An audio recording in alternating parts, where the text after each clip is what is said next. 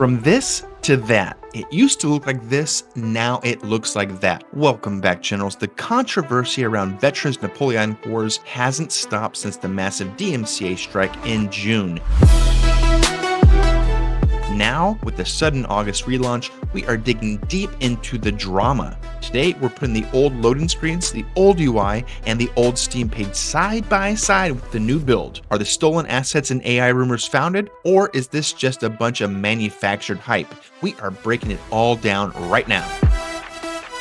Hello Generals, welcome back to the channel. As many of you know, we've already made a couple of videos around this game. There was obviously a massive amount of controversy back in June when the open demo launched on Steam, only to be abruptly taken down the same day. Following that takedown, the developers released statements defending their work, claiming their assets were 100% hand-drawn, that no AI was used, and that absolutely no assets were stolen. There was also a lot of discussion claiming that no one on their team came from the old studio that created the Ultimate General series. However, that was later found out to be somewhat untrue, as they did eventually admit that they had developers on the team who had previously worked on the Ultimate Admiral Dreadnought series.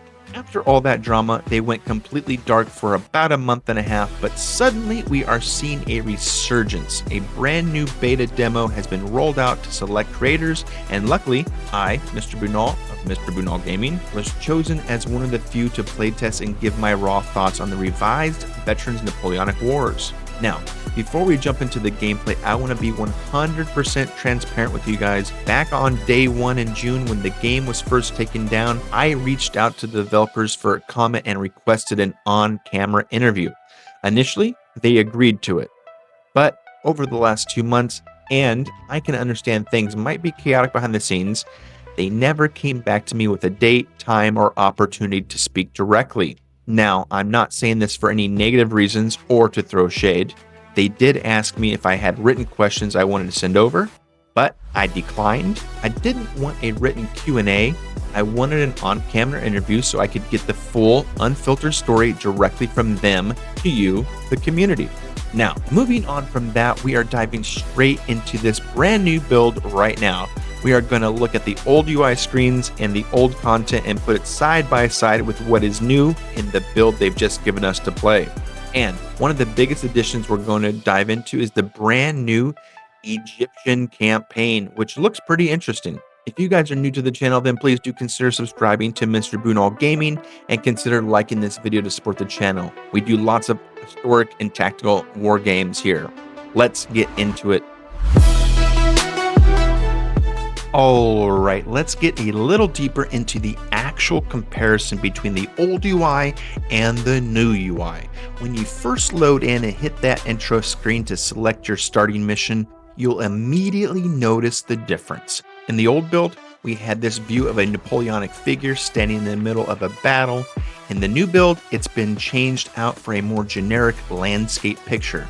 But honestly, I actually really like the new landscape. It goes through a dynamic day and night cycle, which I thought was really cool add-on. It adds some great flavor and ambiance while you're just sitting there waiting on the loading screen or to pick your next move when you start the game.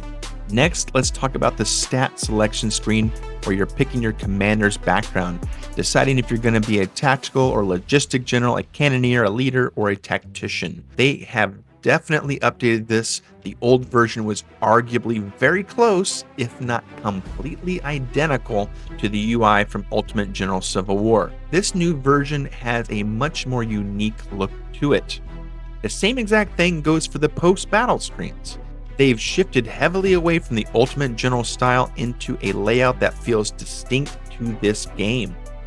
Now, I want to be really careful when talking about this. There was obviously a DMCA strike, or what we assume was a strike, that took down their demo on day one of Steam Next Fest. I'm not accusing anyone of anything, and the developers have been very clear that everything here is hand-drawn, unique, and that absolutely nothing was taken or stolen or AI used. But it does beg the question, why would they be changing it now? If nothing was taken, why take a month and a half to completely update all your UI looks and feel if there was no issues? To me, that speaks for itself. There must have been some impetus to drive this change. I do think we need to add a little bit of grace here, though. This feels like a live and learn situation. Without getting too deep into it, I personally think copyright laws are a little bit too robust when it comes to longevity. For example, the original Mickey Mouse and Steamboat Willie just entered the public domain in 2024, and that was created way back in 1928.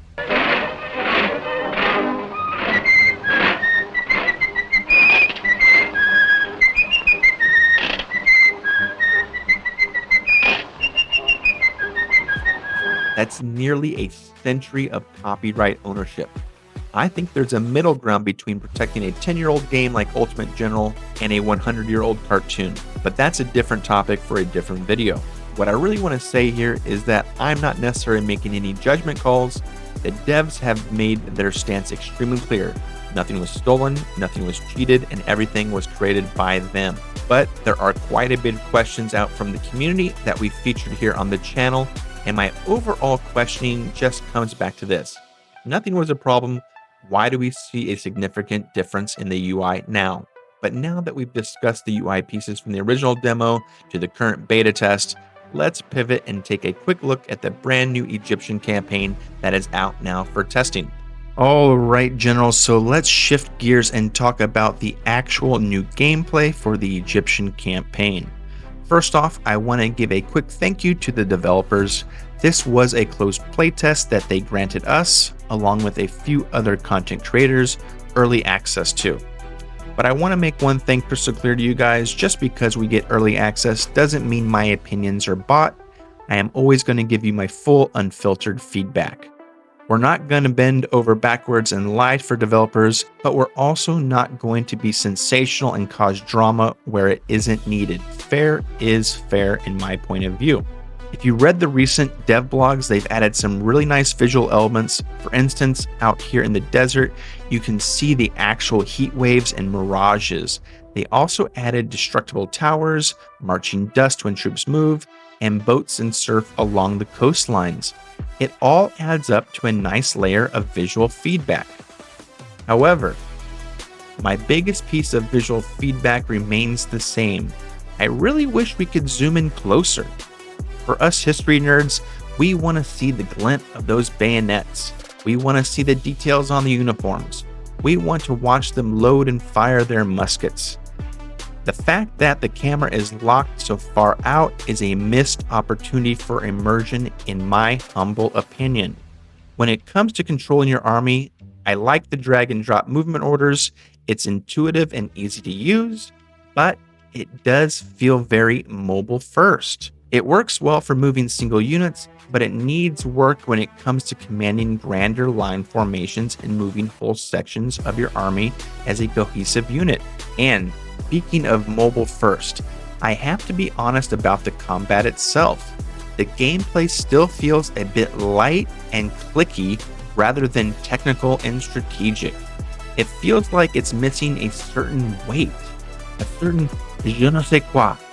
When you get into an engagement, units seem to take each other out pretty fast, which gives a slightly cartoony, arcadey-like feel. Very easy to fall into a point-and-click mindset rather than an actual building and advancing a defensive or offensive line.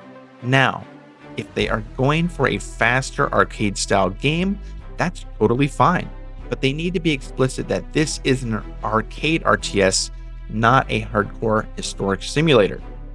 If they want to capture that historic niche, the engagements need more weight, the mechanics need more robustness. Looking at the overall Egyptian campaign map, and I know this is still early beta, it is extremely bare right now. It feels very linear, bouncing from one dot to the next. I would love to see more freedom. Give us 10 cities on a map and let us choose our path. And if it has to be linear, historically accurate campaign on rails, then the actual battle mechanics need to be historically deep to compensate. Also, some color coding to show the territorial control as you conquer cities would go a long way, in my opinion, to making progress feel rewarding. As of right now, again, it feels very light, but still on rails. Overall, my opinion hasn't drastically changed since the first playtest. I like the look of it, but I wish we could get closer. It feels a bit mobile first and arcadey, which causes a disconnect when paired to the great detailed historical graphics. You need deep battle mechanics to match the deep visuals. I know the controversy has been the leading story around Veterans Napoleonic Wars, but honestly, I wish the developers the best of luck.